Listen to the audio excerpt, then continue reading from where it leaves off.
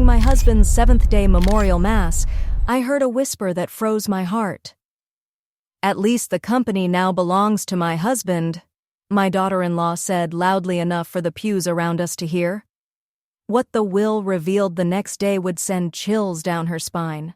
I'm glad you're here. Stay with me until the end and tell me in the comments where you're watching from. I love seeing how far my stories travel. The church was heavy with the scent of lilies. Far too many lilies. I sat in the front pew, hands clasped in my lap, trying to focus on Father Mitchell's words about George's life, our 40 years of marriage. But all I could hear was Nicole's voice echoing in my head. "At least the company's ours now." Her words sliced through me like glass. My son James sat beside her, his arm gently wrapped around her shoulders. Did he hear it? Did he agree with her? George had been gone just 7 days, and already they were dividing his life's work, the construction company he'd built from nothing, brick by brick, contract by contract. When the mass ended, James touched my arm softly. "Mom, are you ready to greet everyone?" I nodded, though my legs felt like paper. I was 65, but in that moment, I felt 90. As people came to offer their condolences, I smiled, thanked them, hugged them, all on autopilot. My mind kept replaying that whisper. Had Nicole always been so cold? So calculating? "Roseanne, I'm so sorry for your loss," said Mary Peterson, George's assistant for 20 years. Her eyes were red from crying. "He was a wonderful man." "Thank you, Mary," I managed to say. "He thought the world of you." Across the room, I saw Nicole and James whispering with Henry Gladwell, George's longtime business partner. Their heads were close, voices low. Nicole's expression looked sympathetic, but her eyes betrayed her. They gleamed with anticipation. Later that evening, I slipped away to the kitchen, desperate for a moment alone. The caterers were outside, and the quiet felt like mercy. My daughter Sarah appeared in the doorway. "You okay, Mom?" "I just needed a minute," I said, forcing a small smile. Sarah had flown in from Seattle, leaving her boys with her ex-husband. She'd always been sharp, too sharp sometimes. "Nicole's being Nicole," she muttered, crossing her arms. "You've noticed too?" I asked. Sarah gave a humorless laugh. Hard not to.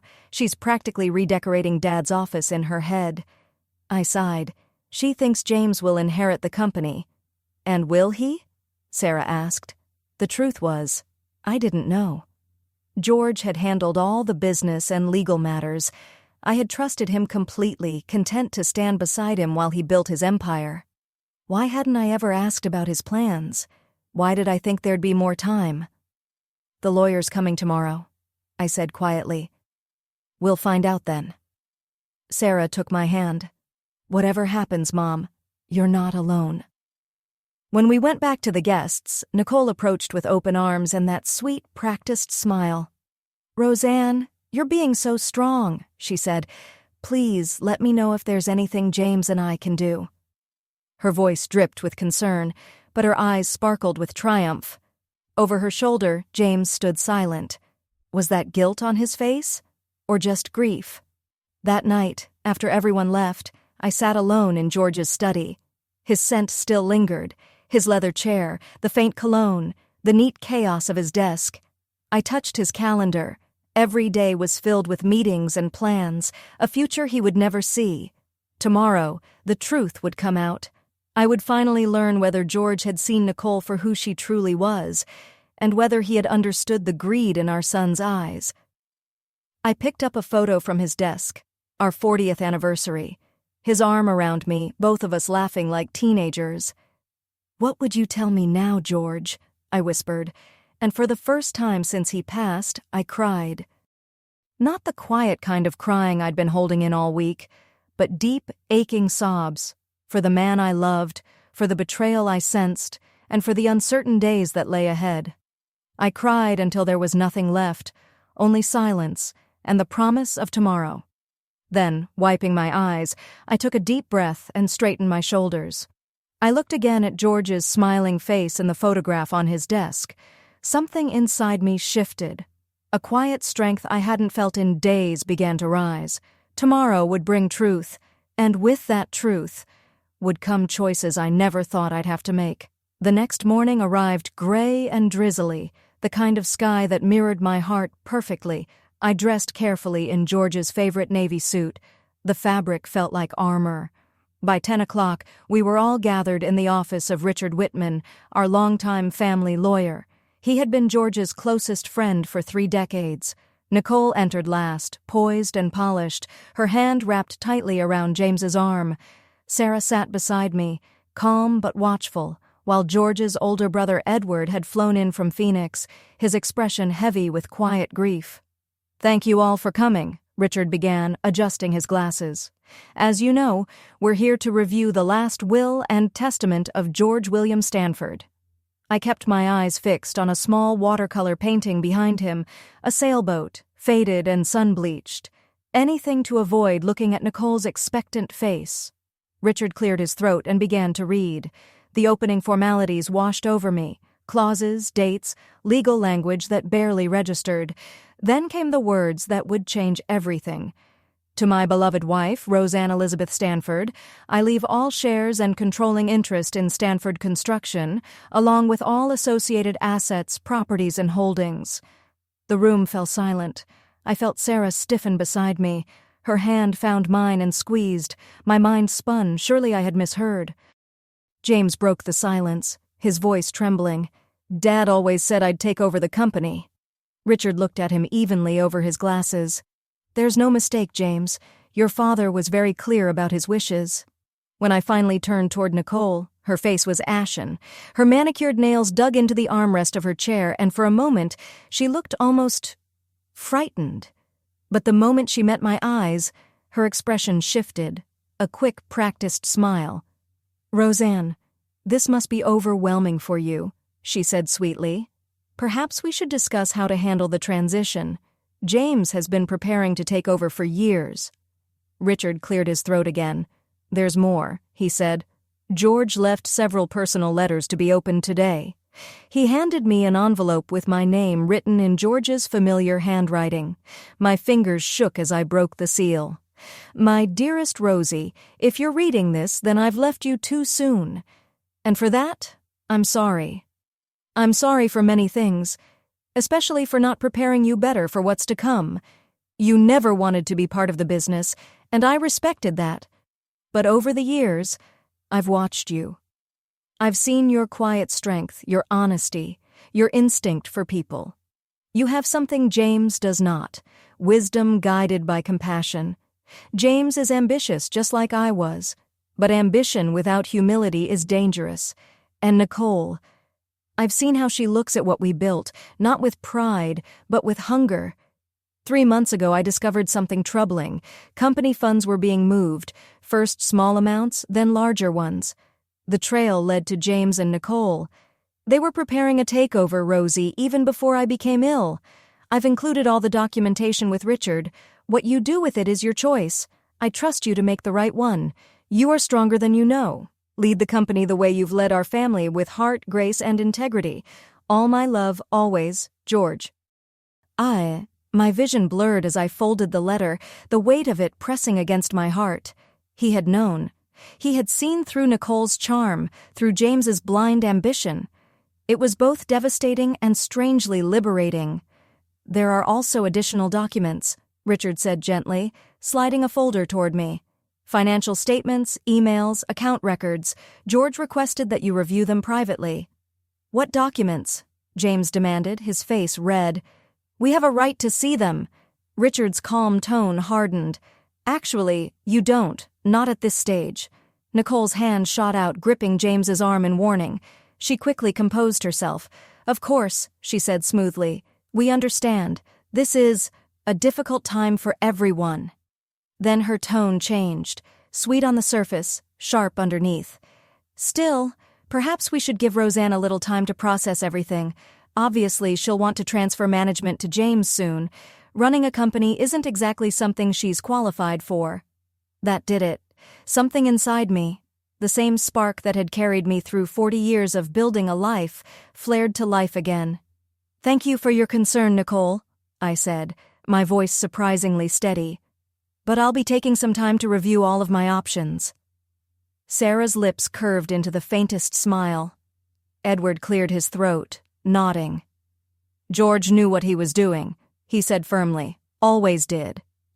James shot up from his chair, anger and disbelief written all over his face. "This is ridiculous. Dad was sick. He wasn't thinking clearly." James's voice cracked through the tense room. "James." Richard's voice was calm but sharp. "Your father was of sound mind when he made these decisions. I can assure you of that." Nicole tugged lightly at James's sleeve. "Let's go," she murmured. "We'll talk about this at home." As they turned to leave, Nicole paused beside me. She leaned down as if to offer a comforting hug, but her breath was hot against my ear. "This isn't over," she whispered. "You have no idea what you're doing."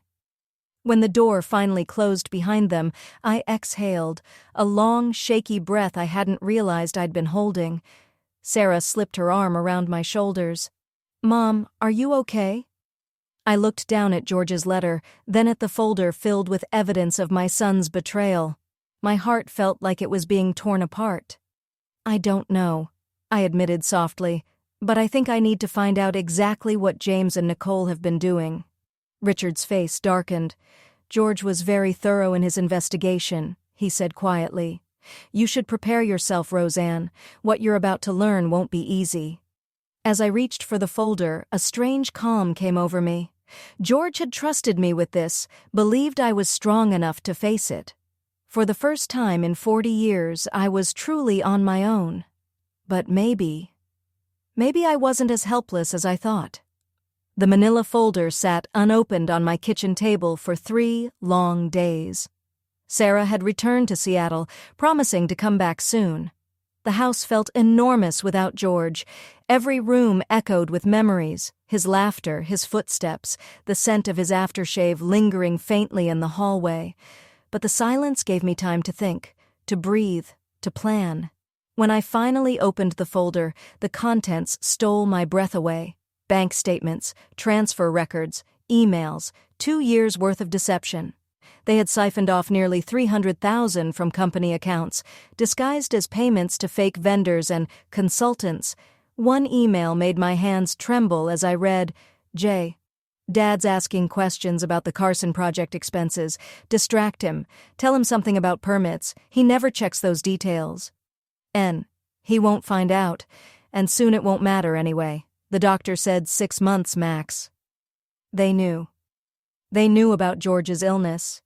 They had planned around his death, timed it like a business transaction. I closed the folder, stood up, and walked calmly to the bathroom. And then I was sick. Not from food, but from heartbreak. My own son, my own flesh and blood had betrayed his dying father. That night, I made a decision. I called Catherine Jiao, a business consultant who had worked with George from time to time. We arranged to meet the next morning. "Mrs. Stanford," she greeted me with a firm handshake. "I'm so sorry about George. He was a good man." "Thank you," I said quietly. "Please, call me Roseanne." Catherine was in her early 50s, her black hair streaked with silver, her eyes sharp but kind. She listened without interruption as I explained everything, the will, the betrayal, my lack of experience, and my uncertainty about what to do next. "So," she said when I finished, "you're planning to sell?" "I don't know," I admitted. "Part of me wants to walk away from it all, but George trusted me with this. He believed I could do it." Catherine studied me for a moment, then smiled faintly. "You know, George talked about you more often than you think." "Me?" I blinked in surprise. "He said you had a rare instinct for people, that you could spot a dishonest contractor before they even opened their mouth.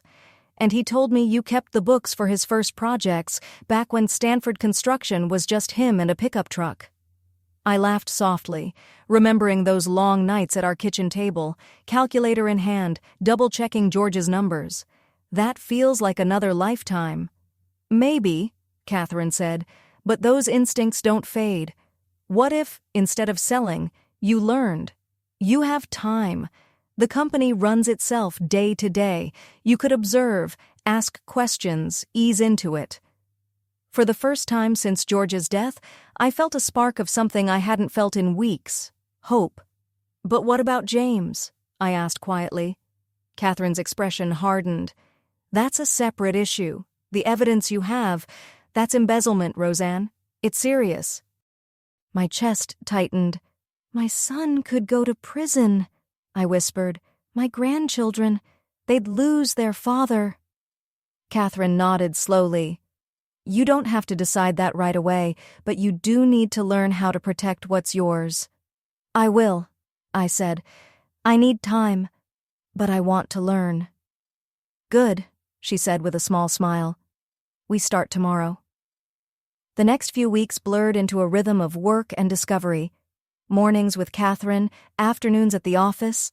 I introduced myself to employees who seemed surprised to see me. I asked questions, reviewed contracts, studied project plans. Every day I learned a little more about the business, about myself, about the quiet strength George had always seen in me.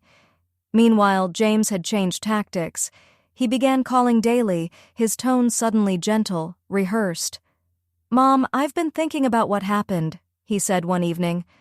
"I was upset, that's all. Nicole and I just want to help you through this."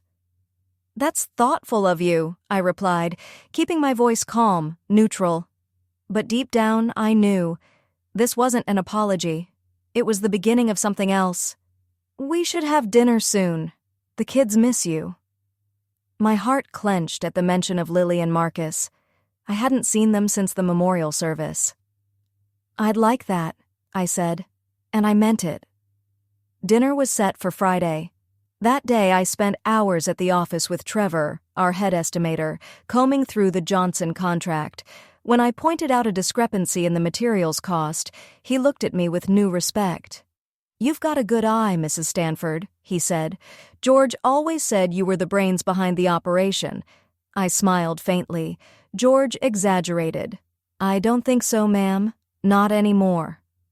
I drove to James and Nicole's house that evening feeling more confident than I had in weeks. The door swung open before I could knock, and Lily and Marcus launched themselves at me. "Grandma, we missed you." I hugged them tightly, breathing in the sweet scent of their hair, feeling their little arms around my neck. Nicole appeared in the doorway, perfectly coiffed as always, her smile not quite reaching her eyes. "Roseanne, come in. James is just opening some wine." The house was immaculate.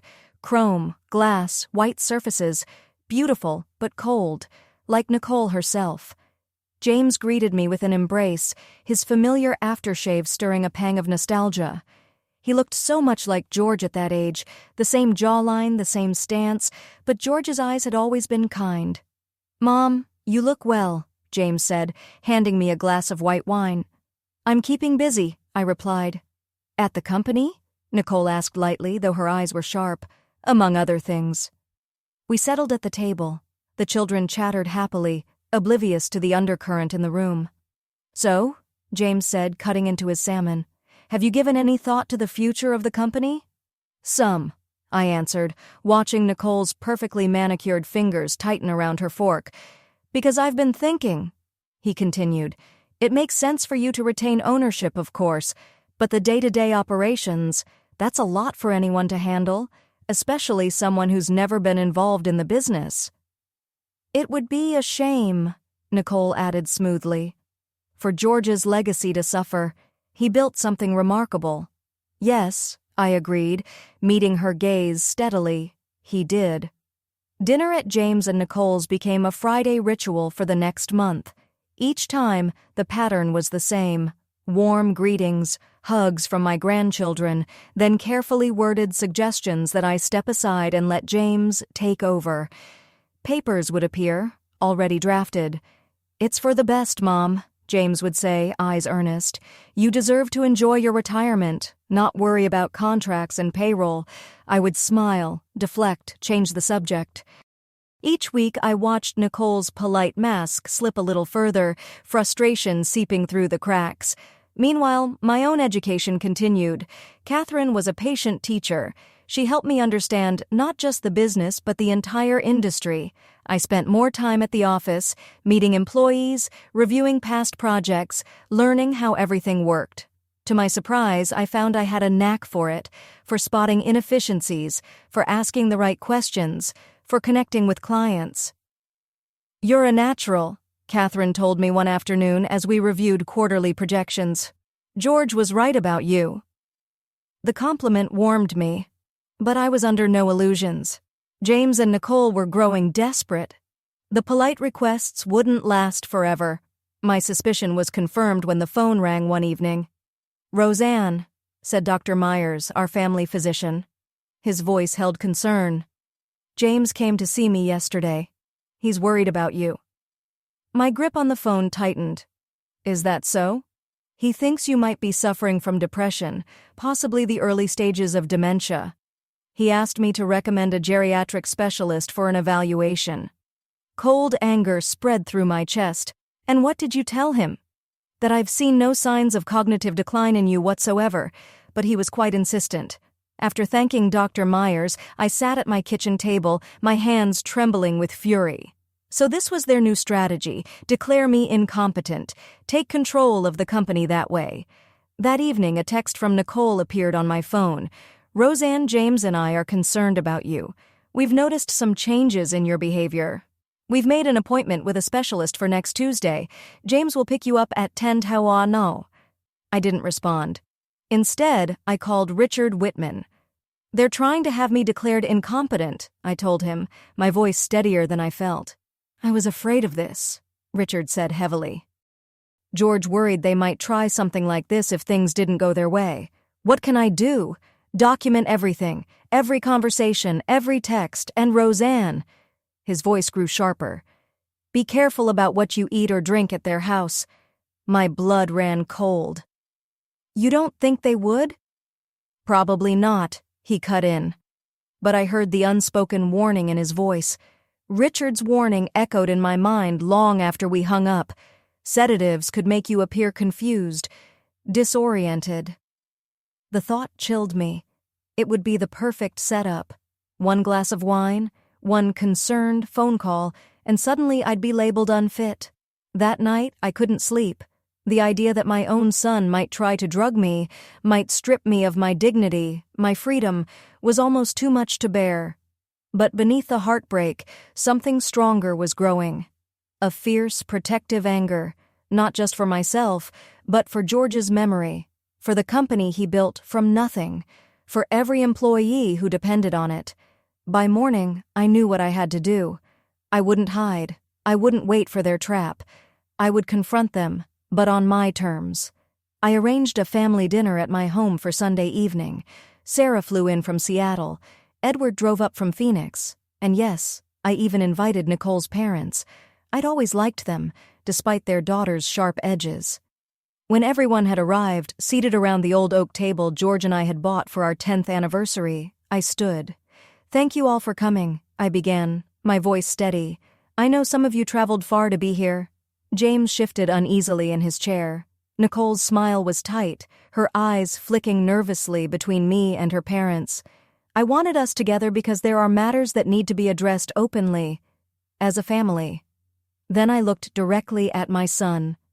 "James, would you like to tell everyone about your visit to Dr. Myers, or perhaps about the specialist you scheduled for me next Tuesday?" The color drained from his face. Sarah gasped softly. "Mom, it's not like that," James stammered. "We're just worried about you." "Worried?" I repeated. "Worried that I might continue to run the company your father left to me? Or worried that I might uncover the funds you and Nicole have been diverting from that company for the past 2 years?" The room fell silent. Nicole's father, Robert, leaned forward, his voice grave. "What funds?" I had prepared for this moment, carefully. I opened my briefcase and passed around copies of the documents, bank statements, emails, transfers. Nicole shot to her feet. "This is ridiculous," she hissed. "James, we don't have to sit here and listen to these wild accusations." "They're not accusations if I have proof," I said evenly. George discovered what you were doing before he died. That's why he left the company to me, not to you. Nicole's mother, Ellen, stared at the papers, her face pale. Nicole, is this true? For a long moment, Nicole said nothing. Then, finally, the mask cracked. So what if it is? She snapped. We deserved that money. James worked for that company for 15 years, and George never appreciated him. Never gave him the recognition he earned. Nicole, James muttered in warning, but she didn't stop. She doesn't know anything about running a construction business, she said, her voice rising. She's going to destroy everything George built. We were trying to save it. By stealing from it? Edward's voice was quiet, but cutting. By securing our future, Nicole shot back. James should have been president years ago, but George never trusted him. He treated him like a child. Enough, James barked, gripping her arm, but the damage was done. Nicole's parents looked shattered, seeing their daughter for who she truly was. Sarah sat frozen, disbelief etched on her face. Edward shook his head slowly, disappointment written all over him. I turned to my son. James, why? I asked softly. Your father loved you. He was preparing you to lead one day. James couldn't meet my eyes. It was taking too long, he muttered. And when Dad got sick, I thought he might sell the company instead. You thought, I corrected him. You both thought you could take matters into your own hands. The silence that followed was heavy, suffocating. Finally, Robert spoke. What happens now, Roseanne? It was the question I'd been asking myself for weeks. The evidence in that folder could send my son to prison. It could destroy what little was left of our family. That, I said, looking from James to Nicole, depends on what happens next. Nicole's eyes narrowed. Are you threatening us? No, I said quietly. I'm offering you a choice. The words hung in the air, thick with tension. James stared down at his hands, his shoulders slumped. Nicole's face was defiant, but her eyes betrayed fear. What choice? James finally asked, barely above a whisper. I drew in a deep breath. You will both resign from Stanford Construction. You'll repay every cent you took, with interest, and you'll stay out of the company's affairs permanently. In return, I won't press charges. Nicole gave a brittle laugh. You wouldn't send your own son to prison. You're bluffing. Nicole, her father warned quietly. I looked at her, really looked at her. The perfect makeup, the designer dress, the polished mask she wore like armor. For years I had tried to earn her approval, to be the mother-in-law she wanted. But now I finally saw the truth. You're right, Nicole, I said. I don't want to send my son to prison. Then I turned to James. But I will if I have to. My voice didn't waver. This isn't just about money, it's about trust. It's about the legacy your father built and the people who depend on it. James looked up, his face hard, his voice bitter. So that's it? You're just cutting me out, after everything I've given to the company? James's voice cracked, the anger barely masking his shame. Before I could answer, Sarah, who had been silent until now, leaned forward. James, she said, her tone sharp and trembling. You stole from Dad while he was dying. What did you expect? James flinched as if she had struck him. I'm not cutting you out entirely, I said, forcing calm into my voice. You can stay on as a consultant if you wish. You know the clients, the projects. But you'll have no access to finances or decision-making authority. And what about me? Nicole demanded, her eyes blazing. Your position as marketing director, I said evenly, is terminated. Effective immediately. Nicole shot to her feet so violently that her chair clattered to the floor. This is outrageous! James, we don't have to take this. She can't prove anything. James looked at her, then at me, torn between fear and guilt. For a fleeting moment, I saw not the man who'd betrayed his father, but the boy who used to chase dragonflies by the lake, who brought me handmade Mother's Day cards. Mom? His voice broke slightly. Please, give me another chance. I'll make it right.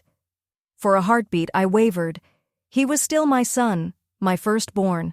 Despite everything, love doesn't vanish overnight. James, I said softly, this is your second chance. I'm not sending you to jail. I'm not exposing what you did to the world, but I can't let you near the company's accounts again. I have to protect what your father built. Nicole snatched her purse.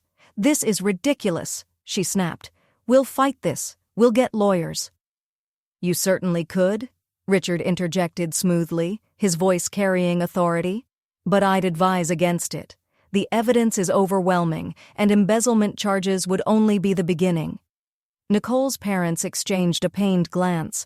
Ellen spoke softly, her tone shaking. Nicole, enough. You and James should consider Mrs. Stanford's offer very carefully. The room fell quiet. The storm had passed, but the wreckage was still there, sharp, jagged, and impossible to ignore. Moments later, Nicole stormed out, her heels clicking sharply against the marble floor. James followed her like a shadow, silent, broken. Sarah hugged me tightly before leaving for her hotel. I'm proud of you, Mom, she whispered. Dad would be too. That night, alone in the house that suddenly felt too big, I sat in George's study.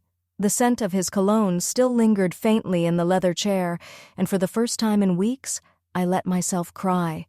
I cried for the boy I had raised, for the family that was fracturing before my eyes, for the husband who wasn't there to guide me through it. By morning, the tears had dried. Reality had taken their place. I had a company to run, and people who depended on me.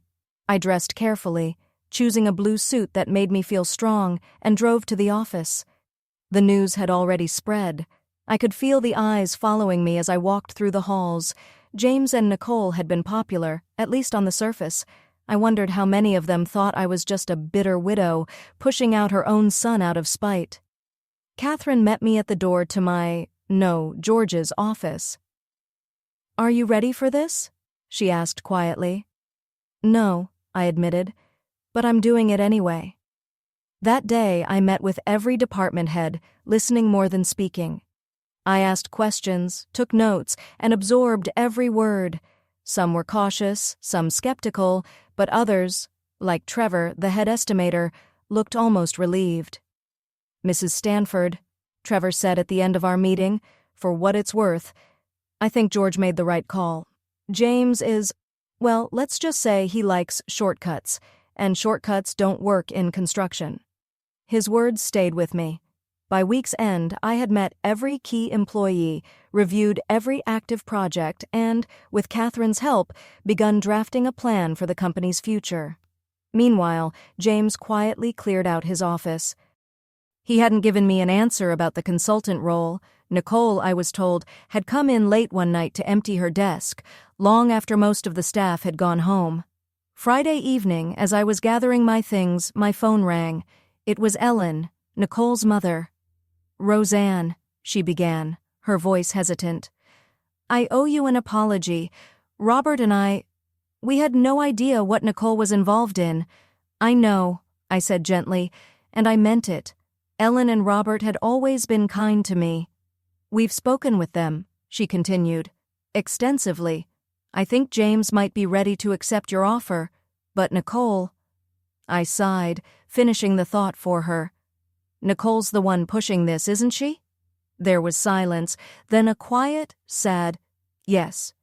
Ellen, I appreciate you calling, I said, but this has to be between James and me now. He needs to make his own decision. As if on cue, my phone chimed, a text from James. Can we talk tomorrow? Alone. I stared at the message for a long moment, feeling hope and exhaustion battle within me. After everything that had happened, I didn't know which side would win. Was this the first step toward reconciliation, or just another manipulation? The next morning, I met James at a small cafe downtown. Neutral ground. No memories, no ghosts, just the quiet hum of weekday conversation and the smell of burnt coffee. He looked tired, the circles beneath his eyes dark and deep. When he spoke, his voice was softer than I remembered. I've been thinking about your offer, he said after we ordered. I want to accept it. And Nicole? I asked carefully. He grimaced. She's not happy. She thinks we should fight you, but—" He hesitated. "I've been looking at what would happen if this went public. My career would be over. No one would hire me." It wasn't remorse, not yet, but it was a start. "And the money? We'll pay it back," he said quickly. "All of it. It might take time, but we'll do it." I studied my son's face, searching for sincerity, for even a glimmer of the boy he used to be. I saw exhaustion, shame, maybe a spark of understanding. It wasn't enough, not nearly enough, but it was something. "All right," I said finally. "We'll draw up an agreement. You'll work 3 days a week as a consultant. You'll report directly to me." He nodded, visibly relieved. "Thank you, Mom." When we parted, I felt a small weight lift from my shoulders. The road ahead would be long. Trust, once broken, is never easily mended, but that morning, we had taken the first step. 2 years can change everything. I stood by the window of my office now, looking down at the Stanford construction yard below. Workers moved with purpose. Cranes swung gracefully overhead. Trucks rumbled in and out, the heartbeat of a company alive and thriving. "Mrs. Stanford," my assistant Melanie said, appearing in the doorway. "The birthday cake is ready whenever you are." I smiled, glancing at the clock. Let's give it 10 more minutes. Sarah's flight might be delayed. Of course, and Mr. Edwards called to confirm the contract signing for tomorrow. "Thank you, Melanie." When she left, I ran my hand across the smooth surface of my desk, George's old desk. In the corner sat a photograph of him, smiling, eyes crinkled at the corners. Next to it, a newer picture, the company picnic last summer, me surrounded by employees, laughter frozen in time. At 67, I had never imagined running a construction company, let alone enjoying it. But here I was. Under my leadership, Stanford Construction had expanded into 3 new markets, increased profits by 20%, and earned the highest safety and quality ratings in the company's history. It hadn't been easy. The early months were brutal. Long nights, endless questions, constant self-doubt. There were nights I sat in this very office, staring at the city lights, wondering if I was destroying everything George had built. But slowly, decision by decision, I found my footing. I discovered that my instincts, the people sense George used to praise, were worth more than I'd ever realized. I could read a room. I could sense when someone wasn't being honest. I knew when to push and when to let silence do the talking. The door opened again and Sarah peeked in, smiling. "Mom, sorry I'm late. Traffic from the airport was terrible."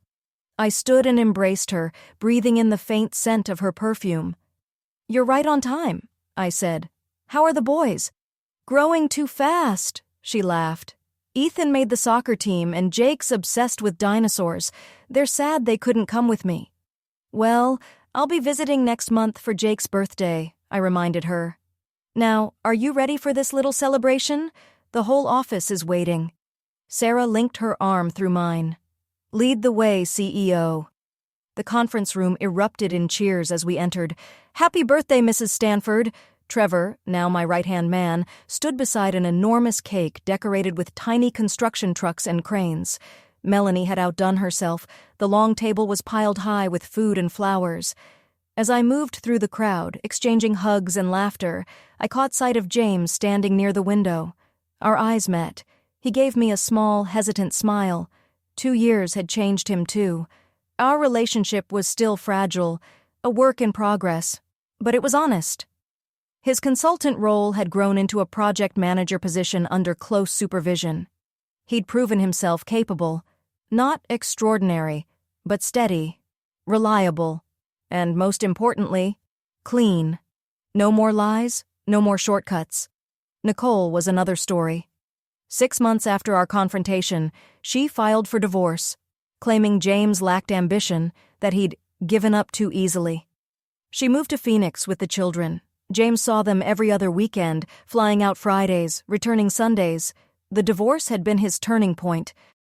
For the first time, he stopped blaming everyone else and began rebuilding himself, quietly without fanfare. As I stood there surrounded by my team, by laughter and light, I realized something. Life doesn't always give you the ending you expect.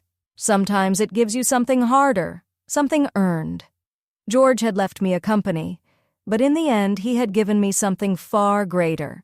He had given me strength. Soft closing line for narration. If this story touched your heart, don't forget to like, subscribe, and tell me where you're watching from. Because stories of courage and second chances deserve to be heard around the world. Without Nicole's influence, James had slowly begun to find himself again. He would never be the natural leader his father had been, but he didn't have to be. He had his own strengths, a keen eye for design, a patient ear for clients, and the quiet humility that comes only after loss. "Happy birthday, Mom," he said, handing me a small wrapped box. Inside was a silver picture frame, and in it, a black and white photograph I hadn't seen in years. George and I, laughing, covered in dirt from the groundbreaking of our first major project. "I found it while going through some old files," James explained softly. "Thought you might like it. I love it," I said truthfully, running a fingertip over George's smiling face. "Thank you, James." After the cake and the speeches, when the laughter began to fade and people started drifting back to their desks, Sarah pulled me aside. "So," she said with a knowing smile, "have you thought any more about Richard's friend?" She meant Alan, a retired architect and widower whom Richard Whitman had introduced me to 6 months ago. Alan had worked with George on a few early projects. What began as shared memories over dinner had turned into quiet companionship, concerts, the theater, long walks. "I have," I admitted. "Alan asked me to go to Italy with him in September. 3 weeks. Sarah's eyebrows shot up. "And are you going?" "I think I am," I said, surprising myself with how certain it felt. "The company can manage without me for a few weeks. I've earned a vacation." Sarah's eyes softened. She hugged me tight. "You absolutely have. Dad would want you to be happy, you know." That evening, we sat together on the back porch watching the sunset melt into pink and gold across the horizon. The air was warm, fragrant with the roses George had planted years ago. "Do you ever regret it?" Sarah asked suddenly, "taking over the company instead of selling? It would have been easier." I thought about it, about the long hours, the sleepless nights, the moments when I doubted everything. Then I thought about the satisfaction of seeing a project completed on time and under budget, the pride in watching a building rise from the ground, the respect I'd earned not as George's widow, but as a leader in my own right. "No," I said at last, "no regrets. It hasn't been easy, but it's been right. For me, for our employees, for George's legacy, and for James." I glanced toward the photograph James had given me, now sitting on the side table. He needed to learn that actions have consequences, and that real respect can't be inherited. It has to be earned. Sarah nodded thoughtfully. "You know, when Dad died, I was so worried about you. You seemed so lost." "I was," I admitted. "For a long time, I didn't know who I was without him. I'd been George's wife for so many years, I'd forgotten how to be just Roseanne." I smiled, feeling the warm evening breeze brush against my face. "But now, I know exactly who I am." That December, the company holiday party was held at the Grand Hotel downtown, a celebration of Stanford Construction's most successful year to date. Standing at the podium, I looked out over the crowd, familiar faces, loyal clients, and new employees who represented the future. 27 months ago, I began, I knew almost nothing about running a construction company. A ripple of laughter moved through the room, but George did. He understood that this company was never just about buildings.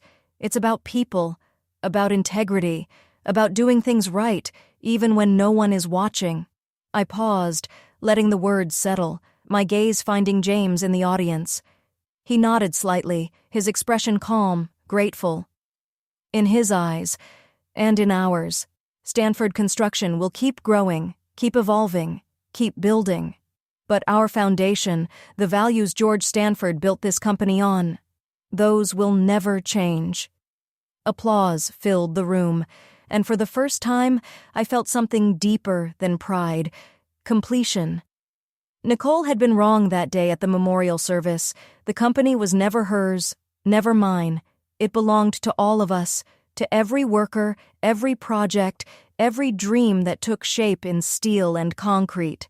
It belonged to George's memory, and to the future we would build together.